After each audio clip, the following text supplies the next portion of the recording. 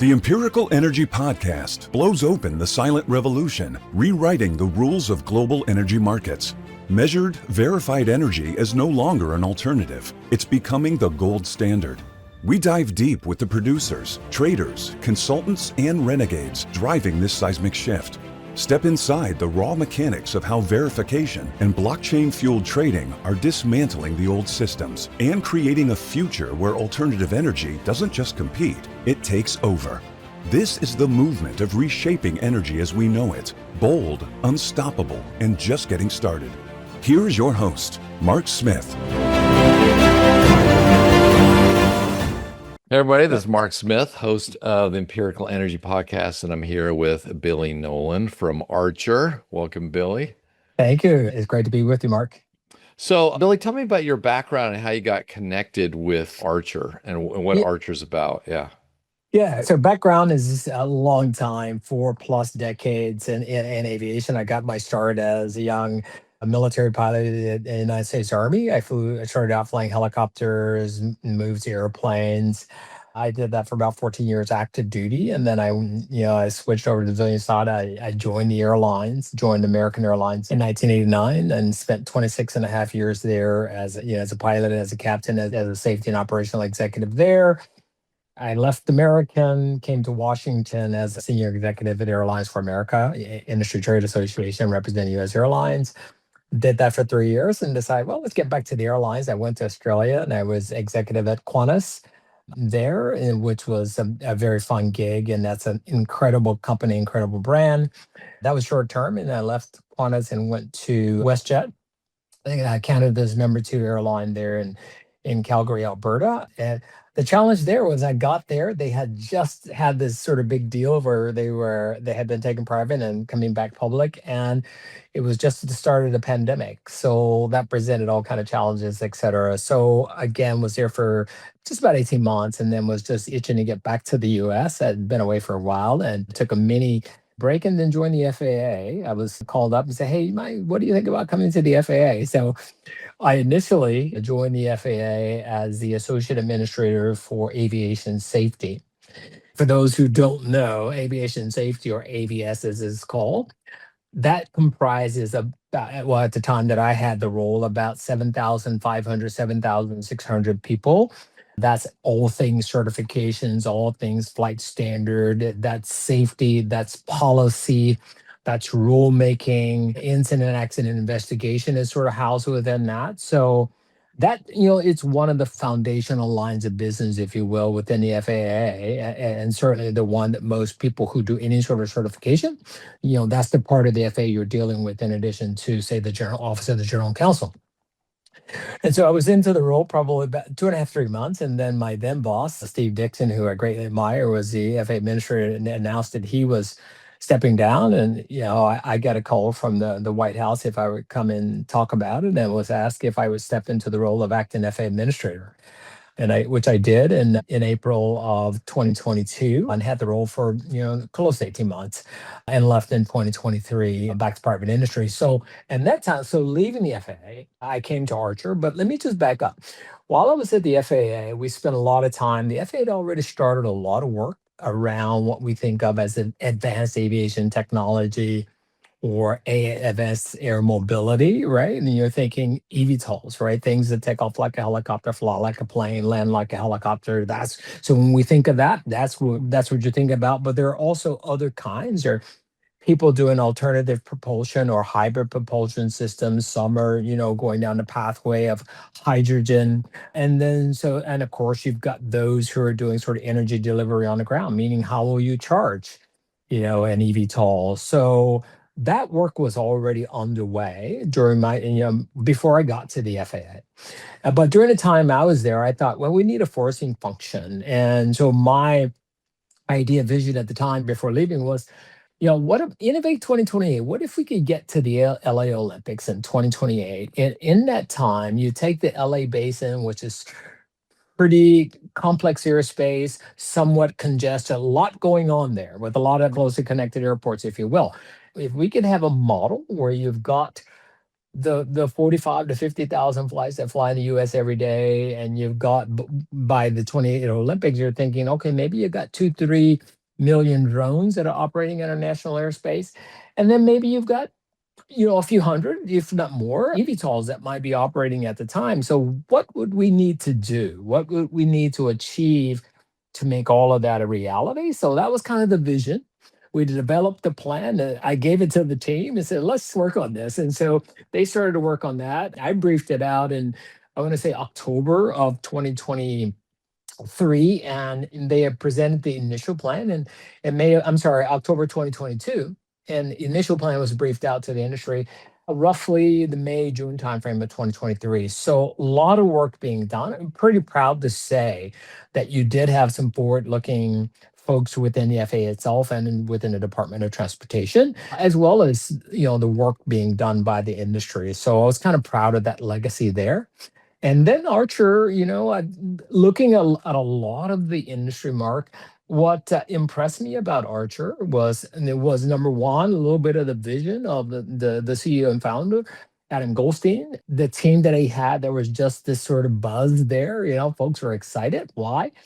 It's new, it's novel, something that you don't see today. But to the extent that we can truly make this a reality and bring this product to market, Archer's motto is unlocking the skies, right? Unlock the skies, thus allowing the public to kind of reimagine how it moves, how it travels, and be able to do that in ways that gives you back time. I mean, time is the one thing that is really, really hard to get back. And you think about where our cities congested, et cetera. And so I bought into sort of that passion that was there. And so that, I'm coming up on nearly 3 years at Archer now, and still feel just as passionate about it today as I did, the first day I joined them.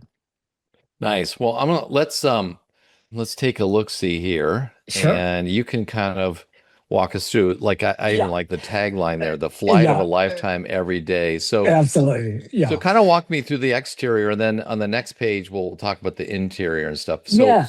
what are we looking at? So you look at this, you've got what we called you've got an Archer midnight aircraft. And we think about, what we call distributed propulsion. What does that mean? This means if you were to take a conventional helicopter and you take the surface area of the rotor, right, that produces X amount of lift, and depending on what the power output of the engine, right? So how do you do that, but with what we call an eVTOL? So you've now got, in this case, we have 12 rotors. We've got 6 5-bladed rotors on the front of this aircraft. You've got 6 2-bladed rotors on the back.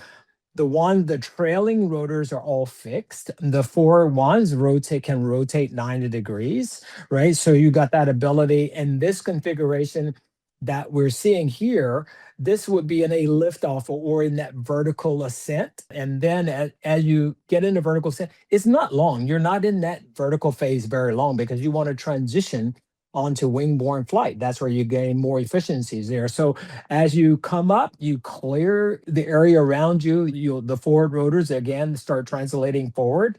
You see this on what's in service today on the V-22 Osprey that the Marines fly and others, right? So that's kind of what this is. It's a cool design. This one, the engineers, the designers, the creators, I think came out with something that's fantastic.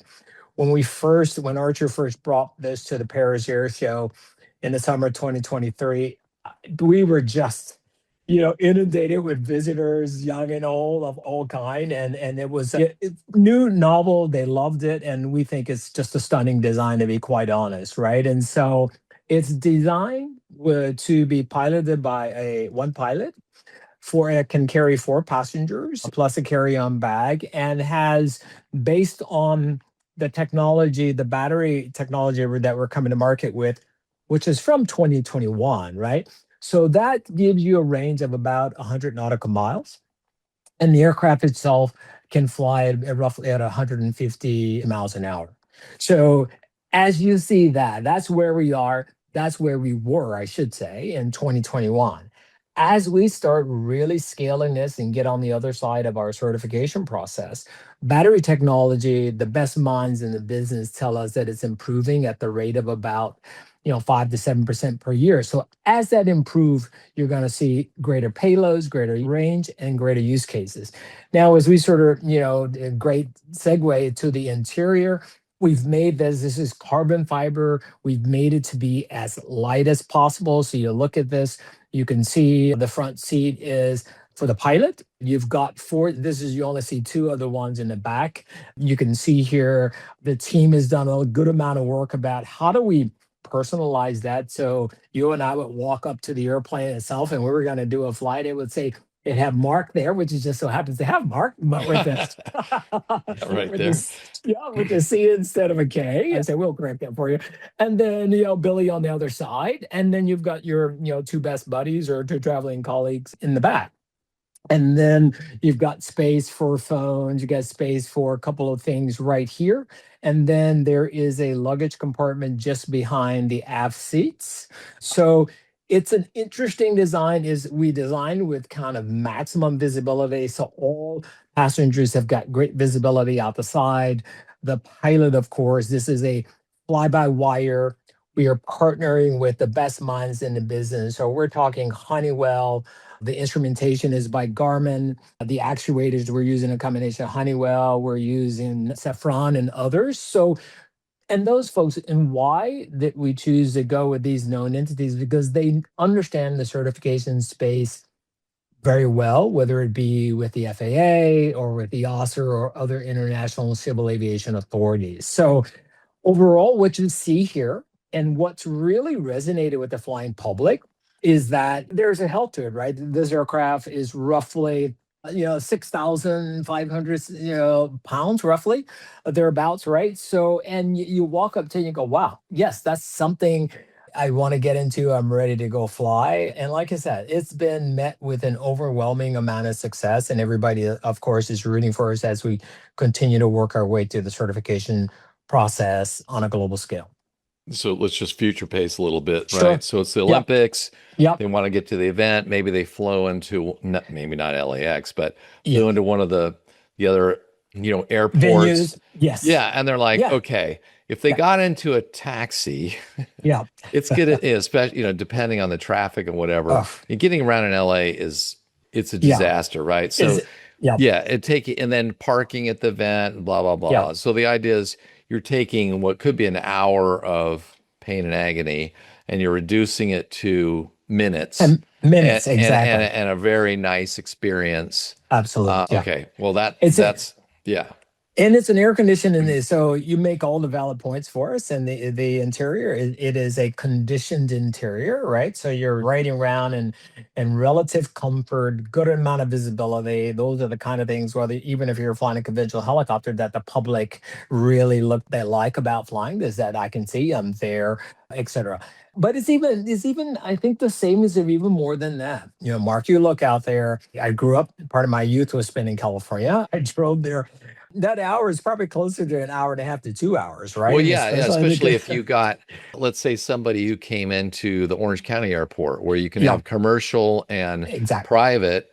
And so someone comes in, let's say in a private, and they're like, man, I got to get into LA. Okay, you're talking an hour and a half to 2. Hour and a half, 2 hours. That's right. Yeah. Or if you're coming from Eastern San Bernardino County, Eastern Riverside County, right? It's just, now you're talking 3 hours or more. Or if you're coming into LA, or if you're north, you're in Van Nuys, you're in Burbank, you're in Santa Monica, you're up in, you may be all the way to Santa Barbara, right? So as you think about that, so we think, and so that was kind of part of the vision. If you think about what the Olympics look like, where these venues that take place, it's a real opportunity. And what I think we have, and this is one I give praise to the administration as well, is to be visionary, to think about it. Now, they tried to do a little bit of this during the Paris Olympics, but Volocopter was heavily restricted. So I think it was a missed opportunity on the part of France, and then on the part of the Olympic Committee, and and the government of Paris there, because you had an opportunity to demonstrate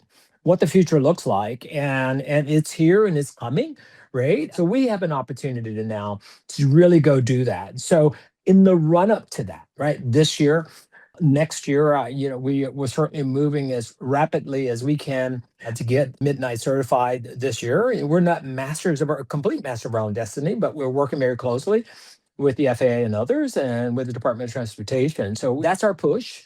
And as we get there, right, you've got World Cup happening this year, but 2027 gives you a big opportunity to continue to do trial, improving, and do all of these sort of things that as the public see this out there more and more, it becomes something that they think about. Well, they see helicopters all the time, right? So you're talking to something that you think when we think about modes of failure and things like that, you've got the amount of redundancies that of course we haven't even touched on here, we think give you what I believe, someone who's been in aviation virtually my entire adult life, something, it's the equivalent for me is what I would say to the flying public is equivalent of getting on a Boeing 787 or an Airbus A350, right?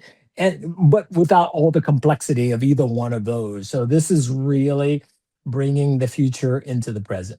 But it's the speed, right? I mean, it's if you were to go absolutely. private, I mean, even a private plane or what, it's just not practical to go from Burbank to into the LA area or San Bernardino or Orange County. Like that's just it's Long Beach. Yeah. All the things you mentioned. That's right. So you may get folks. So how many trips would you say? So like, let's say I'm in Orange County Airport. I want to get into LA. I mean, could I, with that range, how many could I get there and back, or like? You could, and we think about it. So if we take a typical trip, let's sort of break it down and into an Uber or Lyft, the things that people use every day, right? So if the average length of an Uber trip is about 20 to 30 kilometer miles, right? And some are less, a few or more, right? So if I take that, we think that we could do roughly 10 to 12 of those per day, depending on where we are.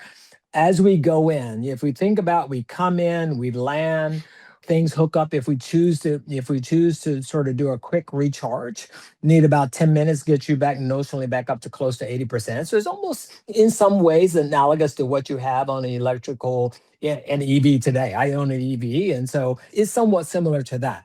Or we may decide if I've got 100 miles of range and I've got 2, 3, I may do two sort. I may do an out and back, and then choose to charge there. So you can plug that into your modeling for the day to see where do you have your most efficient charging take place. Yeah.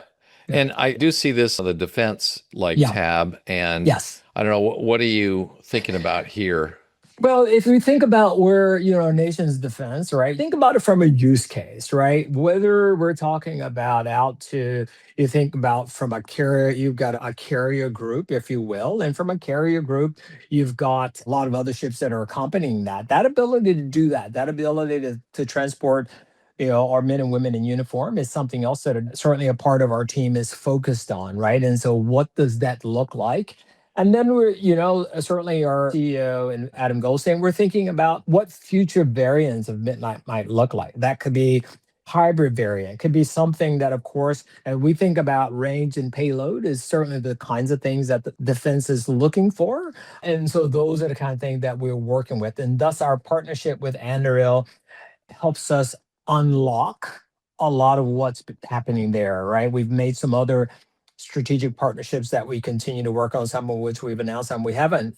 And all of it is just designed around what do we need to do, both on the commercial side, and there are other use cases around the world than just, of course, there's that unlocking inner city travel. But there's so many parts of the world, Mark, as you well know, that don't have connectivity, right? That where they've either lost essential air services, as we refer to it as. So this opportunity to take something like Midnight, whether it be in Africa, whether it be in Asia, whether it be Middle East, whether it be and of course across the United States, there are, I would argue, unlimited opportunities there. Now, to put that in context for your audience, the last, on any given year, last year in the U.S., we flew almost 1 billion. We have 1 billion enplanements. What does that mean? That means one person getting on and off a flight, right? We almost 1 billion of those. On a global scale, but IATA's number, the International Air Transport Association numbers, that was close to 4 point some billion, almost close to 5 billion people. That's over half the world's population that flew last year, right? So clearly, when we think of opportunity is there. So what we are starting to see on a global basis in the UAE and in Kingdom of Saudi Arabia and Japan and elsewhere, folks are starting to do that. It's one of the signature events last year was at the Osaka Kansai Expo, where they were looking at, okay, let's do what you and I are now talking about now. Let's go try that as a trial. What does that look like? What's the charging infrastructure? What is the surface infrastructure? So it's one thing for Archer to bring Midnight to market, and we are going to do that. And you have to ensure what is the rest of that infrastructure, the surface infrastructure for one. US has lots of heliports. Most of those can be easily configured to accommodate an eVTOL, right? That's not always the case elsewhere in the world. So you're starting to see this rapid ramp up in terms of surface infrastructure, vertiport. The FAA has already put out guidance on vertiports. And so when we think of things like those required safety margins, FADO, one of the terms, which is final approach and takeoff and things like that, what's the charging look like, right? Beta has been one of the strong leaders, Beta Technologies out of Vermont, and they partner with Archer as well. And so we're partnering with them in terms of a common charging architecture and standard, right? We think, you go to a gas station, everybody can gas up. It's not like, oh my goodness, you got one car, so you can't go gas here, right? So those are the kind of things that we think are key unlocks in terms of the infrastructure and the energy delivery, if you will.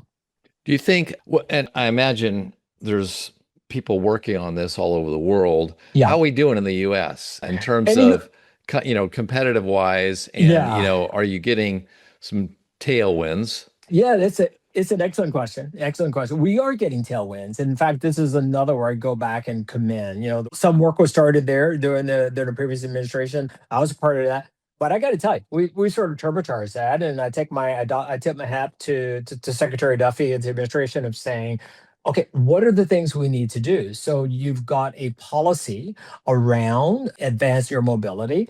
The FAA, as part of its restructuring reorganization on the Administrator Brian Bedford, has stood up an office of advanced aviation technology that reports up to the front office, right? So now you've got someone who's an executive director whose sole purpose in life, if you will, is to sort of oversee this as you march through the certification.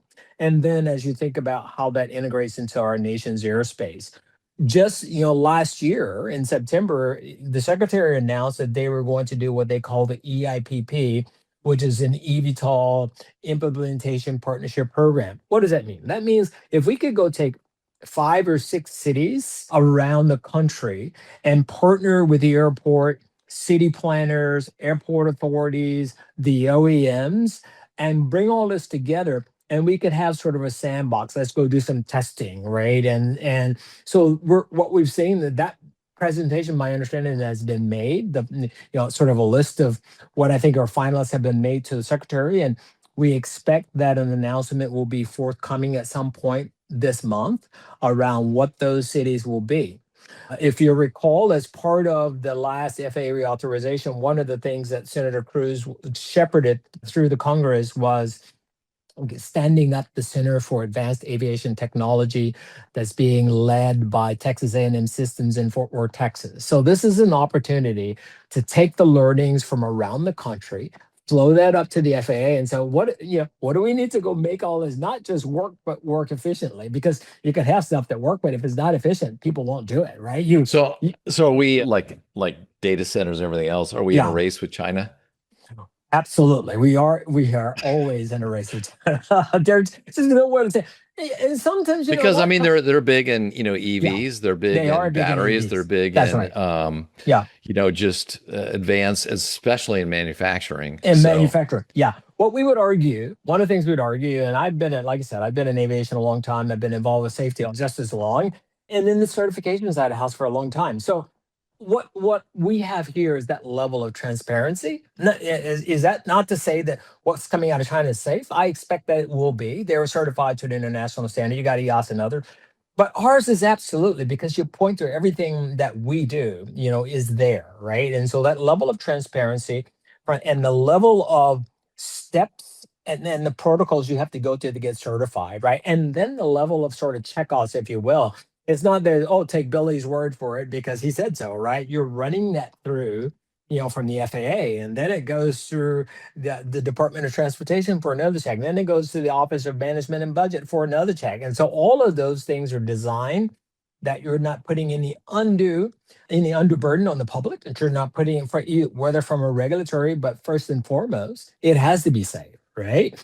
And so all of these checks and balances are there. We don't always have, we may or may not have access. Again, I'm not saying that China is any less safe. I'm just saying what we could appreciate on the Western model is the level of transparency we have. And I think it's second to none.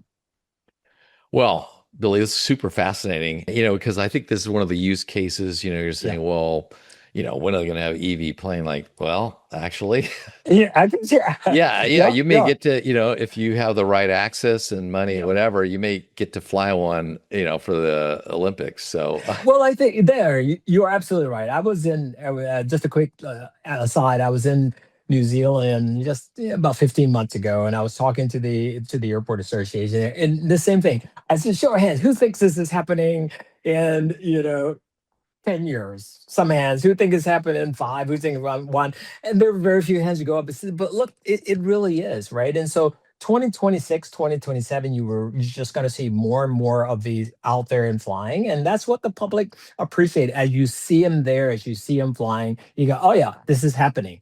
Right? This is not pie in the sky. This is not some future date that we're kind of looking out for. This is here and it's happening now. And we're flying almost every day, as are our competitors. You got Ultra Beta, Joby. We're out there doing these things every day. So we think it bodes well for the United States because it's a testament to the technological prowess that we have. And we would argue, look, whatever China's done, bring it on. We'll never say good competition is good for the soul and is good for the industry. Excellent. Well, Billy, thank you so much for kind of really educating our audience on the current state of the eVTOLs and even that term right there. Now I could say it like I actually know what it is. Anyway, thank you so much. Appreciate it. Thank you, Mark. Right. It's been a pleasure. Thanks for having me on today. Okay. Cheers. All right. Cheers. Yeah. The Empirical Energy Podcast requires more than a conversation. It takes action, research, and collective wisdom. If today's episode resonated with you, we'd love to hear your insights. Join the conversation and help us shape the future together. We'll be back with more stories, strategies, and real-world solutions that are making a difference for everyone. In the meantime, be sure to subscribe, rate, write a review, and share it with someone you think would benefit from it too. Thanks for listening, and we'll see you on the next episode.